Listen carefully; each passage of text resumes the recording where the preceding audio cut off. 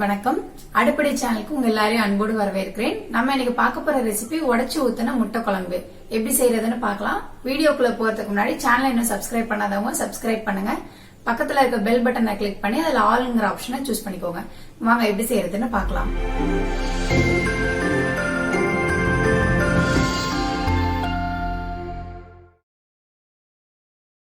ஒரு சட்டி வச்சுப்போம். சட்டி வச்சு நம்ம அதுல 3 ஸ்பூன் எண்ணெய் ஊத்திக்கலாம்.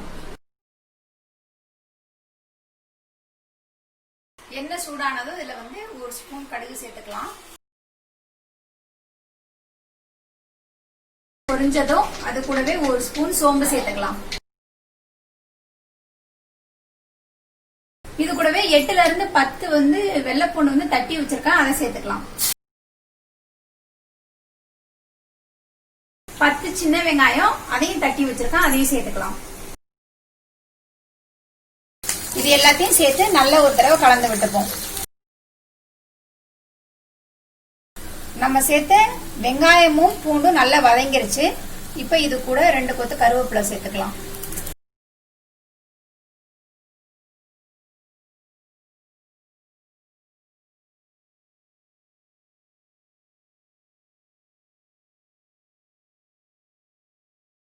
ரெண்டு பெரிய வெங்காயம் பொடியா நறுக்கி வச்சிருக்கேன், அதையும் சேர்த்துப்போம்.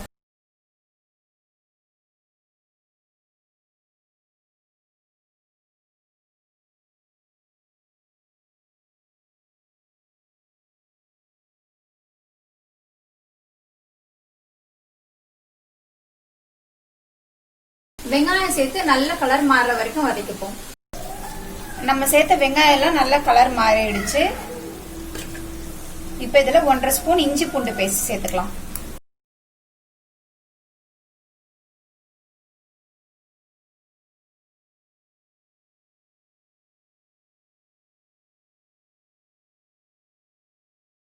இதோட பச்சை வாசனை போற வரைக்கும் நல்லா வதக்கிக்கலாம்.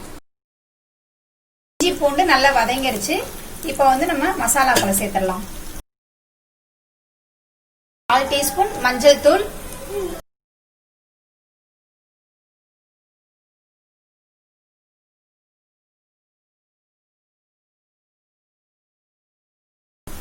3 ஸ்பூன் குழம்பு மிளகாத்தூள்,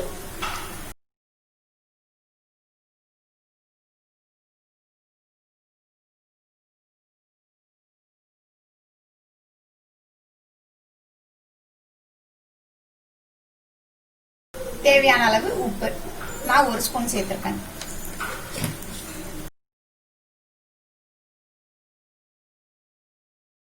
மசாலா சேர்த்து நல்லா வதக்கிக்கலாம்.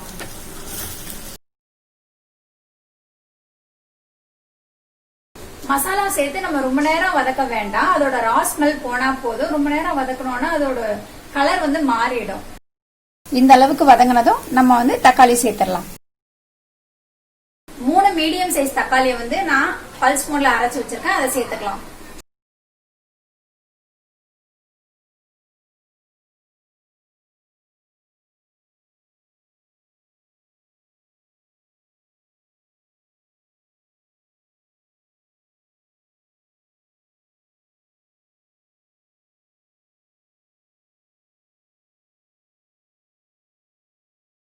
தக்காளி சேர்த்து 5 நிமிஷம் நல்லா வதக்கியாச்சு. எண்ணெய் நல்லா பிரிஞ்சு வந்துருச்சு. இப்ப நம்ம தேவையான அளவு தண்ணி சேர்த்து கொதிக்க வச்சிடலாம்.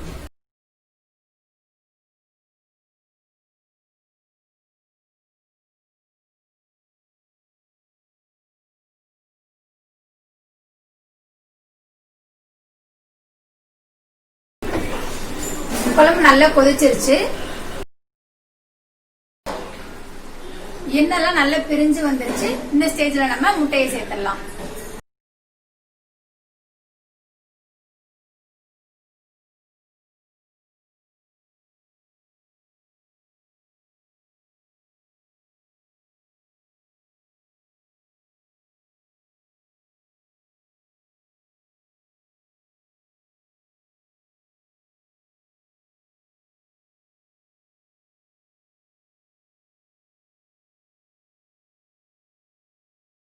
சிம்ல வச்சு 5 நிமிஷம் வேக வச்சிடலாம்.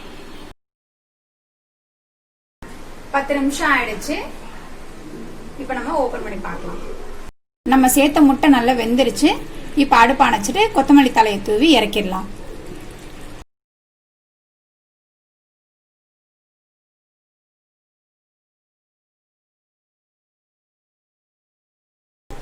அவ்வளவுதான், நம்மளோட சுவையான முட்டை குழம்பு தயார்.